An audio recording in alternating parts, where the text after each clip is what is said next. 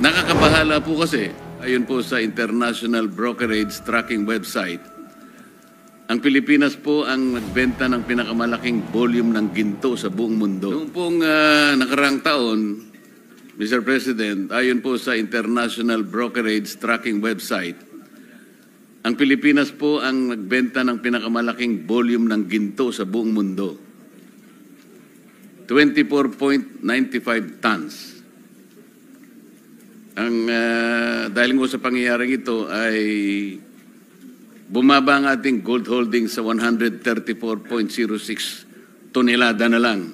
Ang Thailand po, Mr. President, sang-ayon po sa ulat na ito, ay nagbenta lang ng 9.64 tons.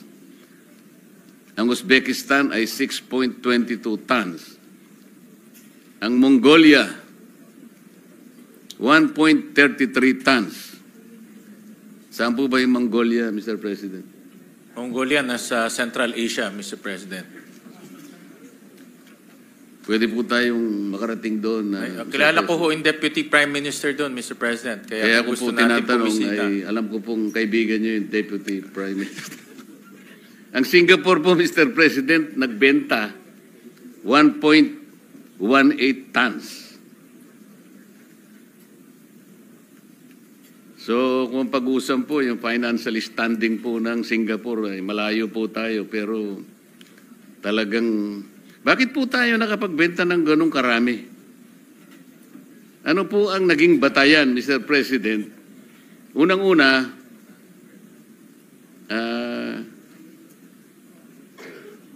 bakit po 24.95 tons kagad? Ba't di na lang 2.4, Mr. President?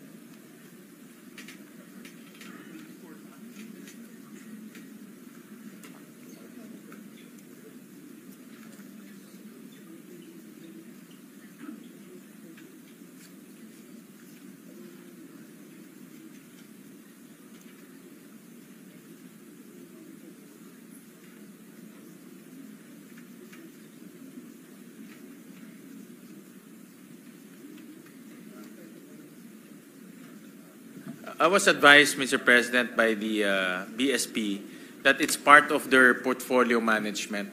So from time to time, they would adjust their portfolio depending on the situation and depending on the risk.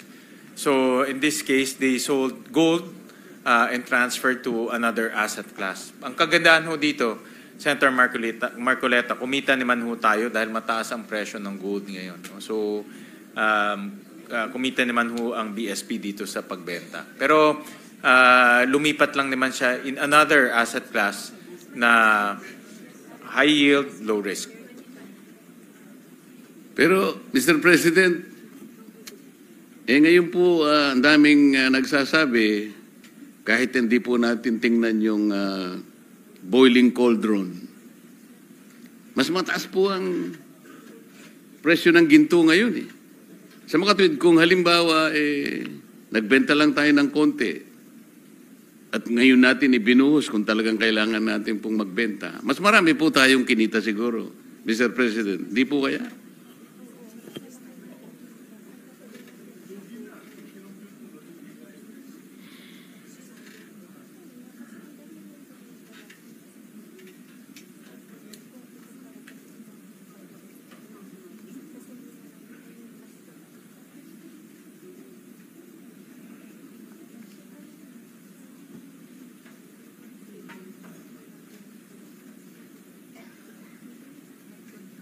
So tama ho kayo na mas mataas ho yung presyo.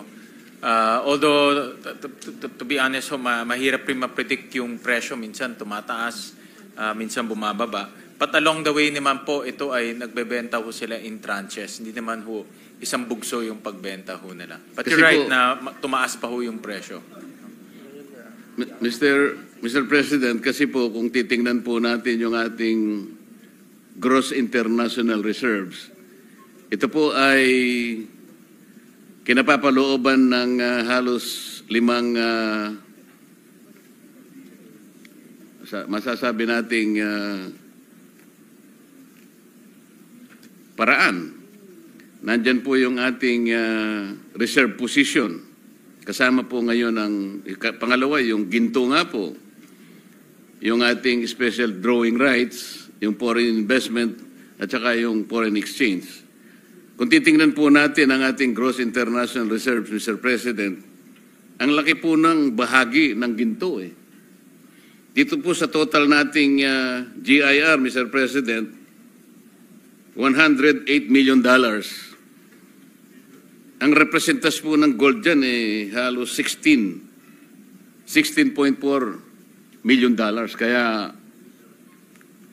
kung siguro binenta natin po ngayon, baka ito 16 na ito, $32 million po. Sa akin lang pong palagay naman, Mr. President. Totoo yan, no? Nakita ko nga ho na ang presyo ng ginto ngayon ay tumataas.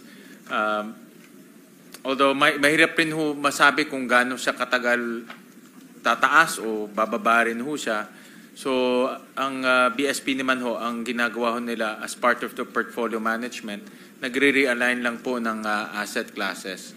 So but hindi naman ho nila binenta to isang bugso, no?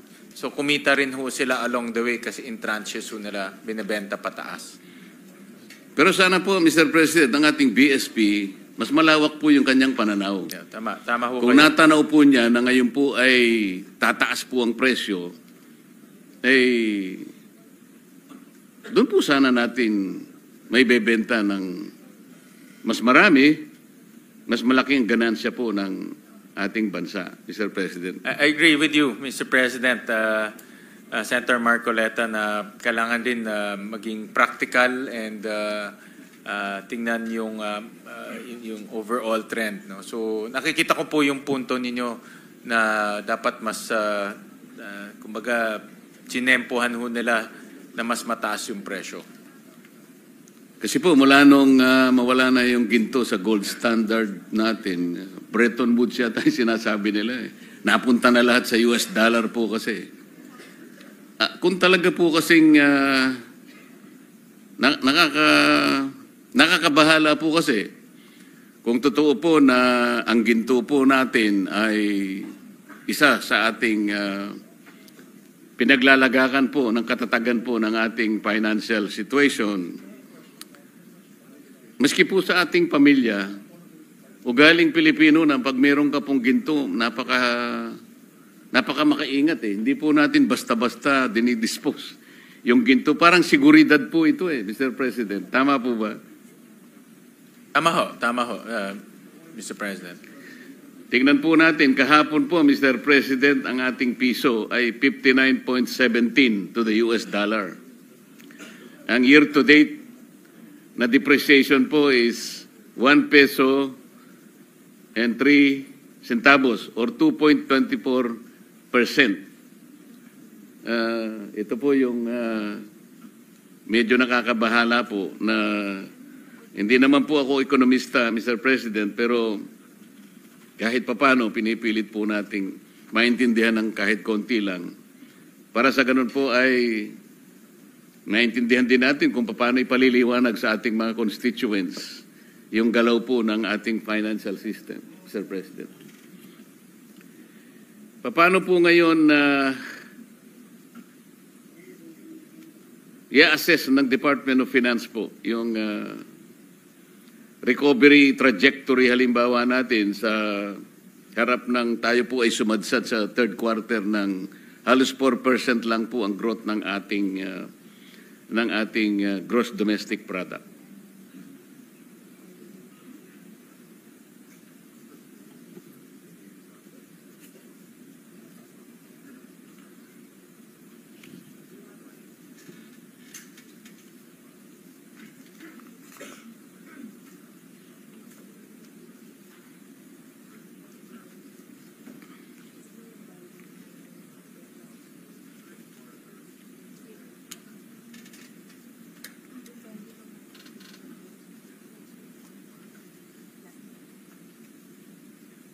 Thank you, Mr. Yeah.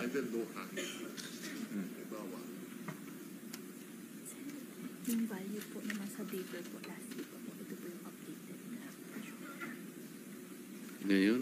Well, Mr. President, talagang aminado ho tayo na dahil po dito sa issue ng flood control, bumagal po yung paggastos ng ating pamahalaan, lalo-lalo na sa construction. Kanina napag-usapan ho natin ni Senator Ping yung laki ng contribution ng government spending, almost 25%, no, of our economy ay nasa government spending. So, ang strategy po ngayon ng economic managers at administration is number one, regain the trust of our people. So, balitaan ko kay Secretary Recto, Executive Secretary, na today magpa-file na po ng kaso ang Ombudsman sa Sandigan. So, isa yan sa mga paraan para maibalik po natin ang tiwala ng taong bayan sa gobyerno. Pangalawa po, mayroon na pong catch-up plan ang executive na habulin po yung paggastos itong nalalabing mga buwan. Mayroon pong 156 billion pa na hindi nagagastos ng DPWH.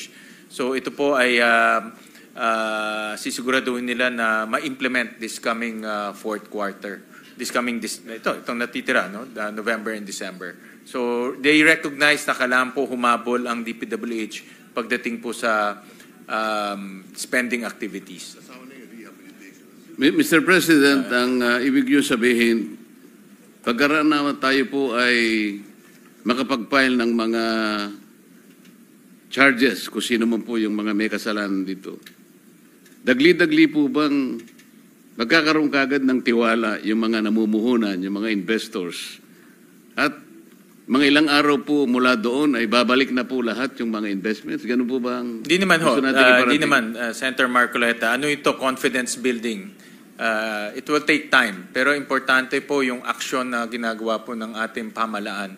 At tayo lahat, actually, bilang public servants. No? So, importante po yung aksyon na ginagawa ho natin. Dahil kung wala ho tayong gagawin, wala talagang confidence building. Wala hong kumpiyansang babalik. So, dapat ho maraming, mga ganito ay ginagawa po at dahan-dahan po para eventually bumalik po ang tiwala ng taong bayan.